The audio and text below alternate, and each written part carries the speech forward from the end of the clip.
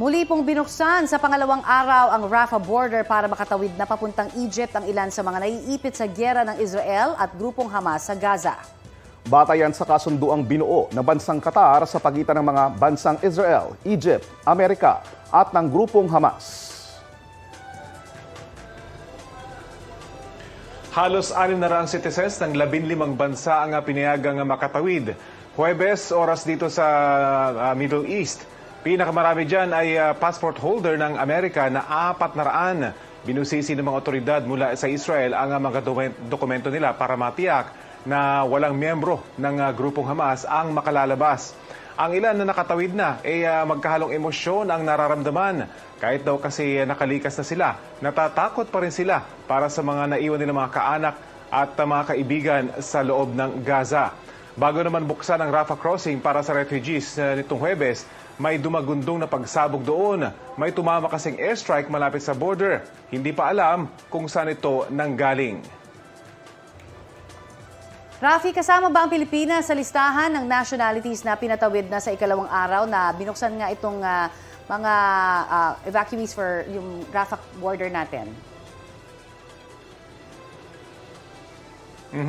Sa pinakahuling balita natin na nakuha natin ilang minuto lang ang nakakaraan mula sa ating embahada sa Jordan na siya nangangasiwa dyan sa may Gaza, ay hindi pa kasama yung Pilipinas ngayong araw. Hindi pa kasama sa listahan. 15 bansa yung kasama sa second batch, yung pinakamarami nga yung mga passport holders mula sa Amerika. Meron ding mamamayan ng Belgium, Greece, Croatia, Netherlands at pati na yung Sri Lanka. Halo-halo na yan. Hindi natin alam, Connie, kung ano yung naging pamantayan, kung sino yung mga uunahing mga bansa. Pero umaasa ang Pilipinas na sa mga susunod na araw ay susunod na yung ating mga kababayan na papayagan naman ng makapasok dito sa Egypt.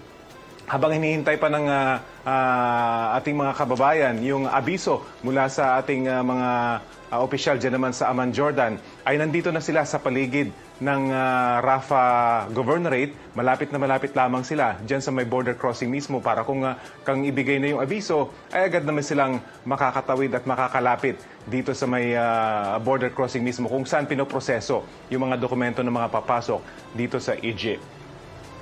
Habang hinihintay pa ng isa ng mga iba na patawid di sa border, patuloy pa rin ang palitan ng mga atake ng Israel at ng iba't ibang grupo tulad ng Hamas at Hezbollah.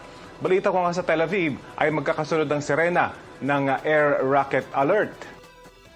Nga yung sitwasyon at dahil nga diyan ay pumunta agad sa mga bomb shelter ang ilan nating kababayan doon at nakakwentuhan ko sila, yung isang Pinoy hotel worker sa Tel Aviv, at sabi niya natatakot pa rin sila kahit nasasalag ng Iron Dome defense system ng Israel ang mga paparating na rocket. Tunog pa lang daw kasi ng sirena, ninenervyos ka na. Nakausap din natin kahapon si DFA Undersecretary Eduardo De Vega at sinabi niyang pinag-aaralan na raw nila kung itataas ang alert level sa Israel. Ngayon kasi alert level 2 yan o limited ang deployment ng OFW, lalo na po yung mga bagong hires. Sabi niya, pwedeng gawin na by area ang pagtaas ng alert level. Sa iba, pwedeng level 3, pero sa iba naman ay mananatili sa level 2. Yung Gaza nasa alert level 3 o voluntary repatriation na.